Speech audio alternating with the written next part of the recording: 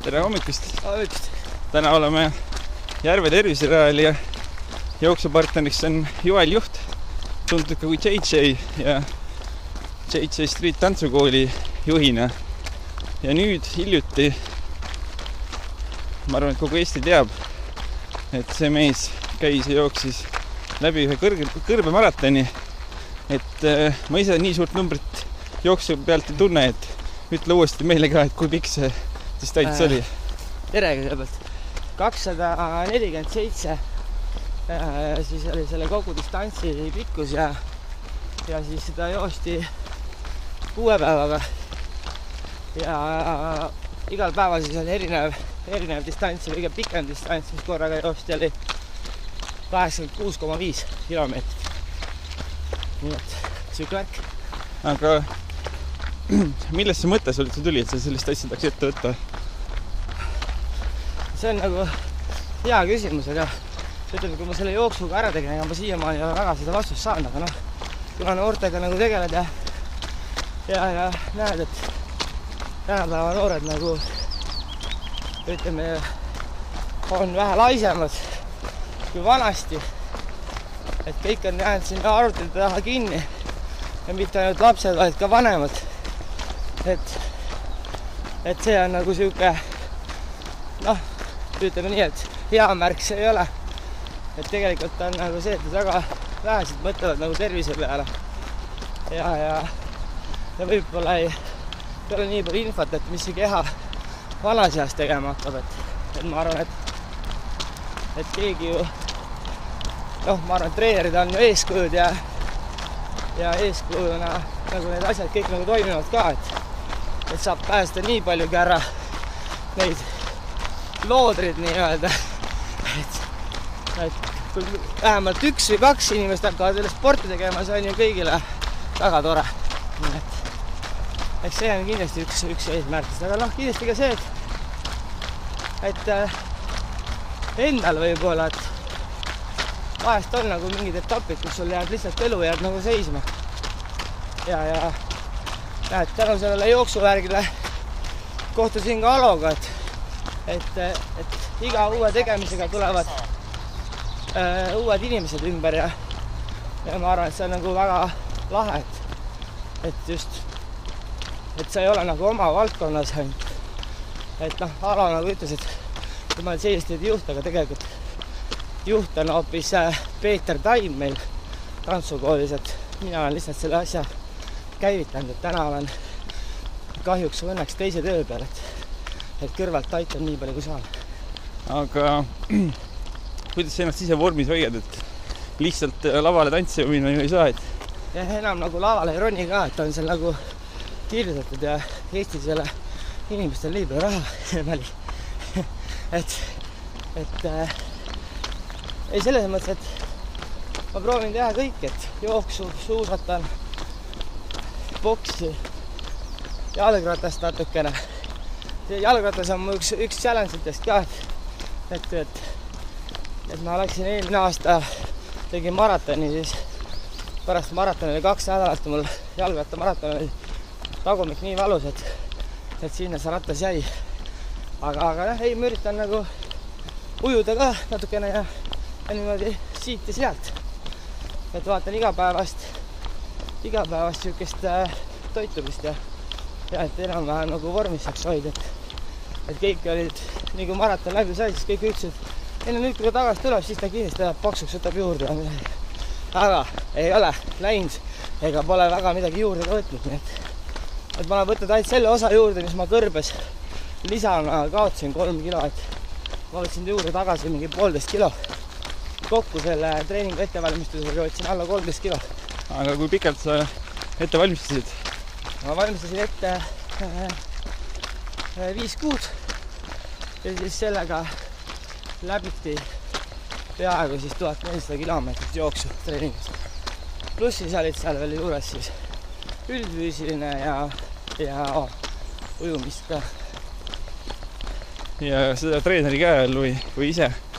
Selles mõttes, et ikka Ain-Alar Johanson aitas mul treeningkava teha ja siis treeningul läbisin üksi. aga kui Ainar mängus on, siis kas sügisel oled triatlonil ka stardis? No vot, nüüd ongi nagu see, et praegu on mul uus challenge on 4 kuuga saada siis Eesti meistrivõistlustele peale golfis. Ehk siis täna Suuresta golfiväljak aitab kaasa minu ettevalmistusele ja vaatame, mis saab. Aga põhimõtteliselt on ka see triatlon nagu peas, jah, et sellepärast tegime ka ujumist enne. Selge pilt. Aga järgmine nädal plaanid ka ühe pika jupi teha, joosta Tallinnast Jõgevale. Jah, et see on nagu siuke nagu heategevusrun, et kuna väga palju toetajaid olid nagu selles mõttes, kes elasid kaasa selle maratonile, Saabesele, siis mõtlesin, et tänu täheks, kuna kõik inimesed, väga palju neid inimesi oli, kes aitasid kaasa just positiivses võitlus, et nende tänu täheks teen siukse jooksu ja panen ka ennast nagu teistpidi proovida, et kas murdun või ei murdu. Aga kumma trassi peale lähed, kas Suure maantee peale või Piibele? Piibe maantee võtan, aga ma jõuan Piibe maanteele alates Adaverest, siis ma jooksen siit Jürist läbi ja siis hakkan allapoole minema. Et põhimõtteliselt Piibe Adaverest kuni Jõgevani siis on nagu mööda seda vanat maanteed mööda. Et mis päev ja mis kell start on ja kas kaas võib tulla elama?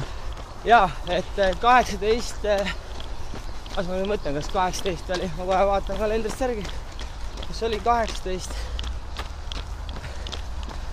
vaatan juba, et Ain-Alar Johanson on juba helistanud hommikul varem. Et 17, ehk siis 17 hommikul kell 4 on Peetri Selverist on mu start Tallinna sildi alt. Ja põhimõtteliselt maksaeg on siis 20 tundi. Et mis mu keha teeb, seda ma ei tea.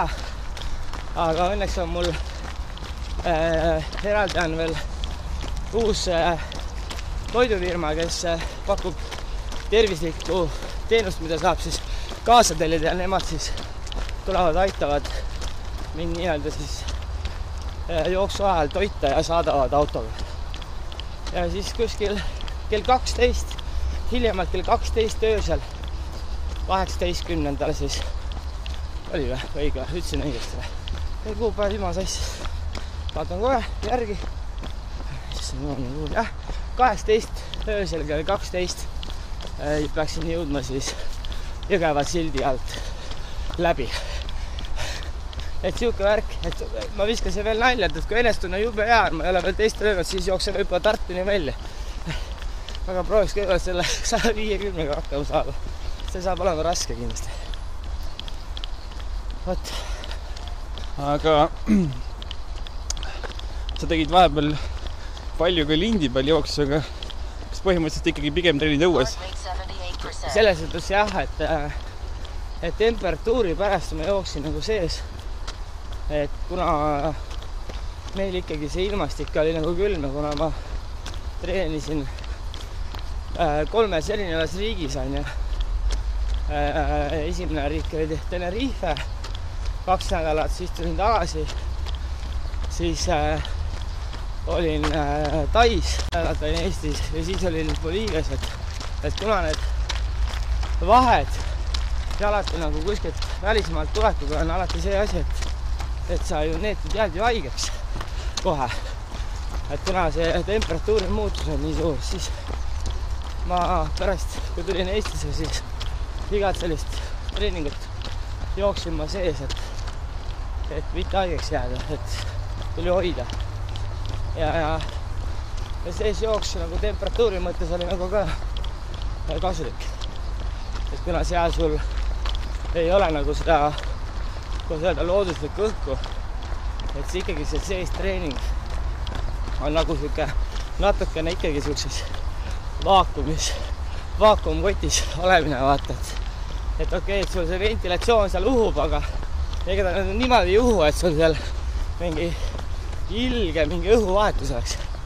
et vaata, kui sa väljas jooksed, siis sul ikkagi mingi haplik nagu on, et see samamoodi maratonil seal kõrbes kogesin seda, et kõik kardavad seda temperatuuri, on ju, kus oli maks oli 51 kraadi, siis tegelikult kõige hullem on see liivatolm. Et sa ei näe nagu, see ronib sult igalt poolt sisse, hõõrub jalad katki ja teistpidi siis teeb suu nagu nii kuivaks, et sul põhimõtteliselt pole nagu vett ei ole, et siis on nagu halvasti, ütleme nii. Aga tavainimene mõtleb, et 86 kilomeetrit läbisid seal ühe jutiga, et palju sa jõid kõrbes ja palju sa sõid? Kokku ma sõin ära kuskil 21 000 kilokalorit 6 päeva peale. Jõin ära 83 liitrit vett, ehk siis iga päeva kohta oli 11,5 ja kõige pikemal terrassil oli siis, mäletaks 12 millegi. Et selles suhtes, et selle ööga pidid sa hakkama saama ka toidu valmistamisega ja selle muu plaustaga, et kõik need recoverid ja öösel nii-öelda taastumised, et sellest veest tulin ilusti isegi välja, et ma jõin nagu tunduvalt vähem sisse kui suured mehed. Et ju see oli siis tingitud sellest, et kuna ma treenisin kogu aeg juba pidevalt vett nagu jooma väikestes kogustes, siis kui ma nagu selle jooksureissi nagu lõpetasin, siis keha oli juba nagu niivõrd harjunud, et ta ei pidanud nagu, ta oli tekkinud nagu joogivõlga. Et umbes, et jooksu lõpetad ära ja siis paned pull. Nagu teed suure pudeli alla kohe. Et mul nagu selle võrra oli nagu lihtne, et mul jäi kogu aeg nagu vett nagu jäi isegi üle natukene. Välja arvatud siis jooksu vahel, et ühel päeval vaatasin, kui oli 42 kilti või 33 kilti, mäletan täpselt. See oli nii, et jube kuum ilm oli ja jooksen, oligi jah, 42 kilomeetrit meelde, viimane päev. Jooksen lidun on ju, keskmine kiirus oli 6,5 on ju kilomeetri aeg. Ja jube hästi läks. Ja siis tean, et nagu, et arvestasin välja, et kell näitab ka, et peaks tulema nagu joogipunkt on ju. Ja siis 3 kilomeetrit enne sai vesi otsa. Siis ma mõtlesin, sa oled juudas. See küll väga hästi lõpp on ju. Et suu oli nii kuiv ja tempo oli ka ju viimasel päeval siis kõige parem. Et ma jooksin niimoodi, et mul ees oli ja siis jaotati 2 gruppi inimesed viimasel päeval. Ehk siis oli liidrigrupp kuni 1-50 ja siis 51 ja nagu allapool on. Ja siis minu ees oli ainult 20 inimest, ehk siis ma olin 70-80 ja kuni 30 kilomeetrini siis andsin siukest valu, et jooksin nagu top 100 sees ja siis mõtlesin endale, et täitsa lõpet, et need vennad kustusidki ära vaata viimaseks päevaks. Ja siis see tänu sellele, et nii kiire tempo oli, siis kõik muud asjad hakkasid ka mängima nagu vesi. Et igastahes mida öelda on see, et kõrbes GPS väga ei funka. Sealt on need magnetväljad ja seal nagu see asi päris õige ei ole. Et võid nagu vähe puusse panna mõne kilomeetriga. et seal hakkavad jah mängima igasugused nüansid. Vot. Aga tuleme tagasi õues sportimise liikumise juurde, et sa oled kindlasti kuulnud igas vabandusi ka laste suust, miks trenni tulla ei saa või õue minna ei taha, et mis sa arvad, miks mida annab sulle looduses jooksmine ikkagi? Hapnikust sa rääkisid, aga jah, no värske, selles suhtes värske õhk on ju. Ja tegelikult, ütleme, praegu mina nagu jooksen prillidega on ju. Et tegelikult prillidega ei ole mõistlik jooksta, sest et päiksest läbi silmade keha saab ju D-vitamiini. et looduse sõbrad ütleks, et selle peale, et et sa tapad ennast.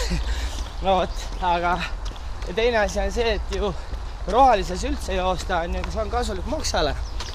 Et vanad targad on nagu seda öelnud mulle, et Joel, et kui sa nagu hakkad kuskile kunagi maja ehitama, siis vaatad hästi palju rohelistaks ümberringi, et see on maksale hea. Nii et olen võtnud seda tõetruult, et selles suhtes metsas ja üldse looduses joosta ja praegu siin ei ole selles suhtes huvitav joosta, et see meenutab mulle ettevalmistusi maratonile. Et kuna ma vahepeal jooksin siin nii-öelda järve tervisel ajal ka, aga mulle meeldib joosta ikkagi nagu seigelda, et kus sa pole nagu varem käinud ja varem jooksnud, et sa koged kogu aeg positiivselt midagi uut. Et ma arvan, et selle värske õhu käes treenimine on kindlasti hapnikule hea, tervisele hea, et sa saad nii-öelda väidetavalt vitamiine on ju. Ja mis veel on hea, on ju kehale ja vaimule, nii et. Aga sa leidsid uusi ägedaid radu. Räägi, mida avastasid ja kus need olid?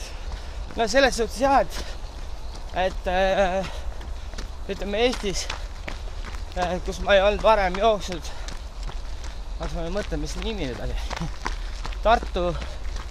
Tartu ligidal on üks, ma teeks 10 või 11 kilomeetrit, võib-olla Saala oskad öelda. Kas Vooremäe või Lähte, kumba sa mõtled? Vooremäe, jah. Vooremäe oli hästi lahe, sest et Vooremäe toredad tõusud on nagu väga kihvtid. Ja siis Kõrvemaal sai päris palju nagu matkatud. Et Kõrvemaal mulle väga meeldis, kuna seal ma eksisin ka ära ja tulin kogemata välja Aegviidus. Ja siis jooksin mööda asfaldit tagasi nii-öelda Kõrvemaal ja sellesse keskusesse. Ma ei tea, kuidas ma niimoodi puusse pain, aga eks see oli tänu lumele.